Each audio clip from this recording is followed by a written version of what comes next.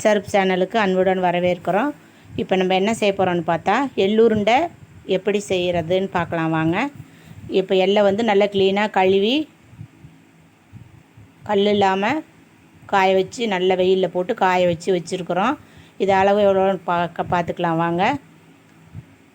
1/2 kilo எள், 1/2 kilo வெல்லம், 100 gram நிலக்கடலை அளவுங்க. இதை எள்ளை வந்து சட்டியை வானலி அடுப்பில் வச்சு வறுத்துக்கலாம். நல்லா படப்படன்னு பொரியுங்க. பொரியிற அளவுக்கு நல்லா நம்மளுக்கு தெரியும், வறுக்கையிலேயே நல்ல மணம் வரும். அதை நல்லா வறுத்து எடுத்து கொட்டி வச்சுக்கலாம். மறுபடி நிலக்கடலை கடலையை வந்து 1/2 கிலோ எள், 1/2 கிலோ வெல்லம், 1/4 கிலோ 100 கிராம் நிலக்கடலை அதை தோல் நீக்கிட்டு எடுத்துக்கலாம், வறுத்த கடலை. அடுத்தது வெல்லத்தை நுணுக்கி வச்சுக்கலாங்க. வெல்லம் நுணுக்கி வச்சுக்கிட்டு நம்ம ஃபஸ்ட்டு கடலையை போட்டு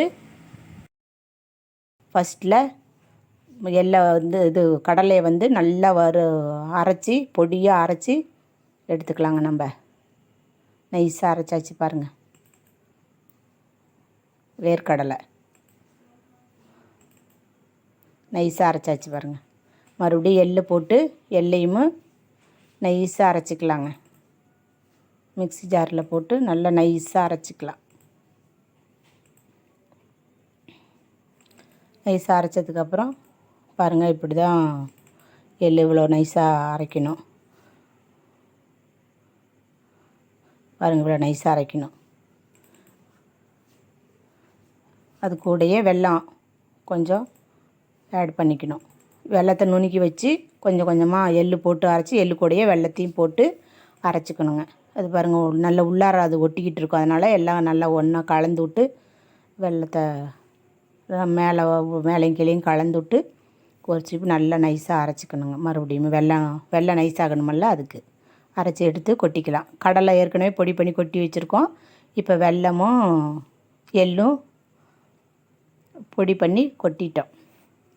கொட்டினதுக்கப்புறம் நல்லா மூணையும் ஒன்றா சேர்த்து நல்லா கலந்து நல்லா ஒன்றா மிக்ஸ் ஆகிற மாதிரி எடுத்து நல்லா கலந்து வச்சுக்கோங்க.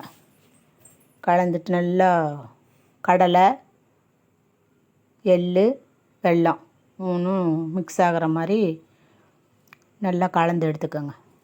கலந்துட்டு பாருங்கள், உருண்டை பிடிக்கலாம். இவ்வளோ தான், ஈஸியான வேலைங்க. ரொம்ப சத்துவானது, குழந்தைங்களுக்கெல்லாம் ரொம்ப நல்லது, ஹெல்த்தியானது. பாருங்கள், இது மாதிரி செஞ்சு உருண்டை பிடிச்சி ஸ்டோர் பண்ணி வச்சுக்கிட்டிங்கன்னா நல்லா 10-15 நாளைக்கு, ஒரு மாதத்துக்கு கூட கெட்டே போகாதுங்க. நம்ம இதில் தண்ணி கிண்ணி எதுவுமே ஆட் பண்ண கிடையாது, அதனால் கெட்டு போகாது. பாருங்கள், உருண்டையெல்லாம் பிடிச்சி எடுத்து வச்சாச்சு. ஸ்டோர் பண்ணி வச்சுக்கோங்க.